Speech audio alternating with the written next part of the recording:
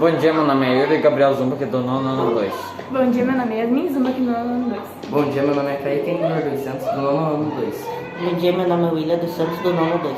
Pelo plano de partilha da ONU na fundação do Estado de Israel em 1948, Jerusalém deveria ser dividida em duas partes: o lado oriental palestino e o lado ocidental israelense.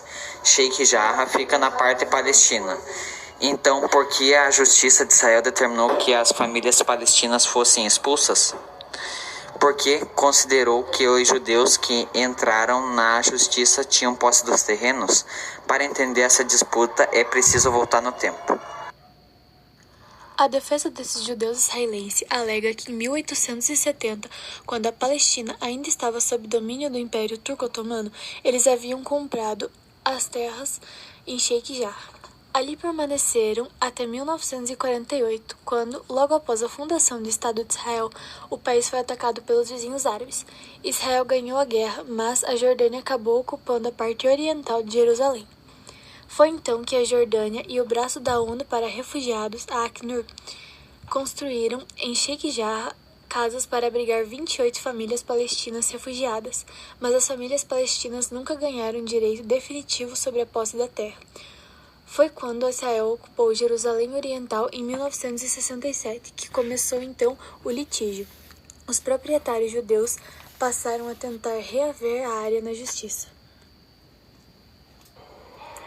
Trata-se de uma questão de desafio e limites da justiça e de quem determina as regras de um país. Se de um lado as leis israelenses permitem que judeus reivindiquem direta propriedade das terras que possuem antes de 1948. De outro, não concedendo o mesmo direito a palestinos que eram proprietários da terra de atualmente pertencem a Israel. Ou seja, um palestino não poderá contar com a lei para dizer que pertence a ele uma terra de Jerusalém Ocidental ou menos de alguma parte ocupada por Israel. Em 1982, os tribunais israelenses decidiram a favor da adoção de um acordo entre os arrendatários palestinos e os proprietários judeus. Esse acordo estabeleceu que os inquilinos palestinos tinham arrendamentos protegidos sob a lei israelense, mas que os proprietários ainda manteriam a posse da terra. Mas agora, judeus ganharam o Tribunal de Israel o direito de reaver suas propriedades em Sheikh Jarrah. A decisão final ainda será dada pela Suprema Corte Israelense. Portanto, continua o debate legal e moral entre os direitos dos inquilinos detentores do arrendamento, ou seja, as famílias palestinas, e os tribunais da propriedade, segundo a lei israelense, os judeus. E o mais simbólico ainda é que a decisão retirada das famílias tenha ocorrido justamente na área oriental de Jerusalém, que deveria ser capital do Estado palestino, segundo o plano da ONU, o mesmo que abriu o caminho para a fundação de Israel.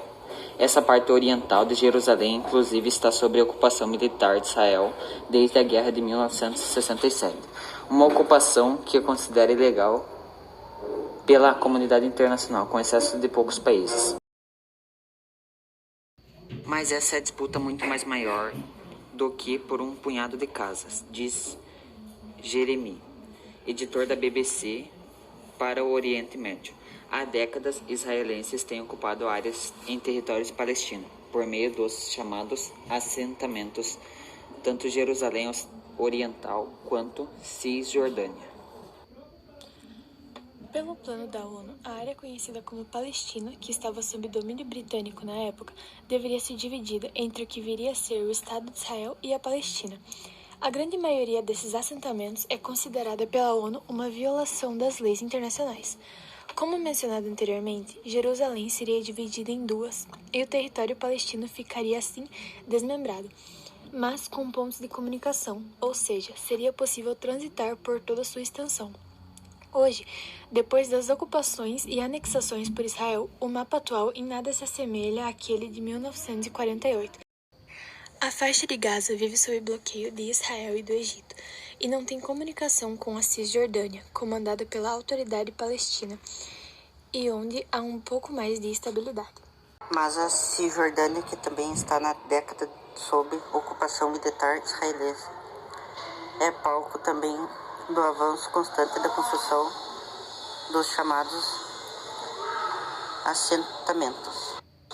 No território, há cerca de 430 mil judeus israelenses que ocupam 132 assentamentos e 124 postos avançados menores.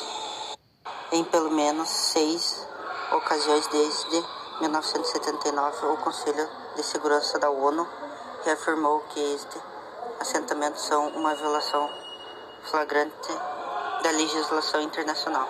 A última destas foi em 2016. O documento oficial também menciona Jerusalém origem. É o que diz Israel. Israel defende as iniciativas argumentando que apresentam uma estratégia de defesa da sua integridade e não uma tentativa de minar e soberanear Palestina. Diz também que não dá refugiados a direito de retorno às suas capas porque isso comprometeria a própria existência de um Estado judeu. Segundo Bowen, o fato de o conflito ter desaparecido das manchetes internacionais nos últimos anos não significa que tenha acabado. É uma ferida aberta no coração do Oriente Médio, diz ele, que gera ódio e ressentimento que atravessa não apenas os anos, mas gerações. Mas não foram só as ameaças de despejo que deflagraram a atual onda de violência.